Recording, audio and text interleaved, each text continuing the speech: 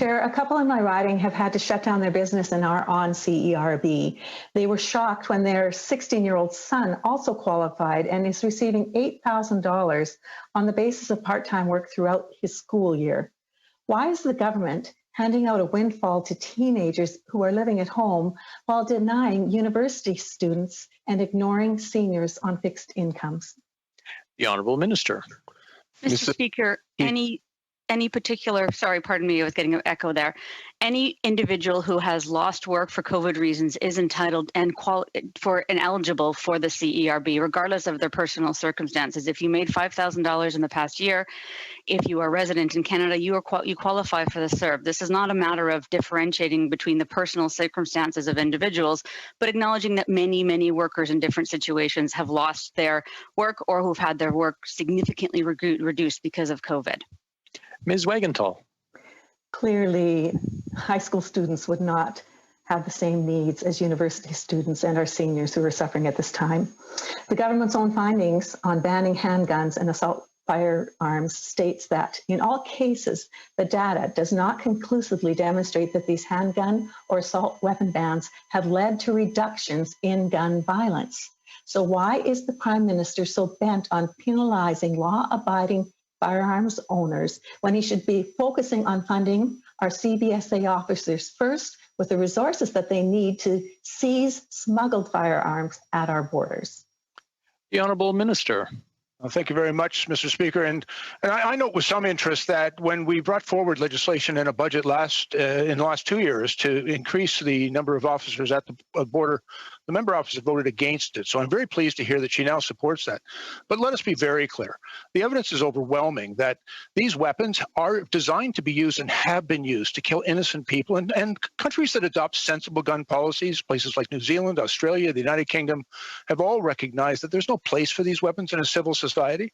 We promised Canadians that we would act on that concern. You know, there have been far too many people killed with these weapons, and even most recently, to honor and respect the terrible tragedy in Nova Scotia. The time is now to act, and we've acted. We'll go back. Ms. Wagantall. Thank you. Last week, the Minister of Agriculture said, step by step, we're giving our farmers the tools they need to continue their work. On April 30th, the Canadian Federation of Agriculture called on the Minister to create a $2.6 billion fund to maintain food security in Canada. This morning, the Prime Minister announced $252 million hit and miss across the ag sector. With all due respect, this is a slap in the face to our farmers and agri-food sector. Instead of being here to speak to this announcement, the minister has chosen to do a press conference instead. And this certainly reveals how seriously the minister takes this virtual sitting and parliamentary accountability. If the deputy minister is going to answer the question in her place, I would ask, how does she see that it is right to be providing $9 billion to students and only crumbs to our agriculture sector? The Honourable Minister. Mr. Speaker, first of all, let me say that I do not, as has now been suggested by two members opposite, consider it in any way shameful that I should be answering questions about our support for the agricultural sector. Our government strongly supports our farmers, and I have to say, I personally very strongly support our farmers and have a strong personal connection to them.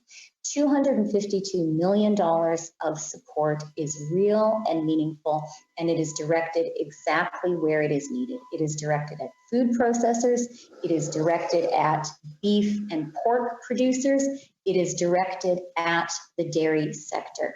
As to the question about students, let me just point out, farm kids are students too, and farm kids will be benefiting from the support for students, and I know that they and their parents and grandparents are very pleased that they too are supported.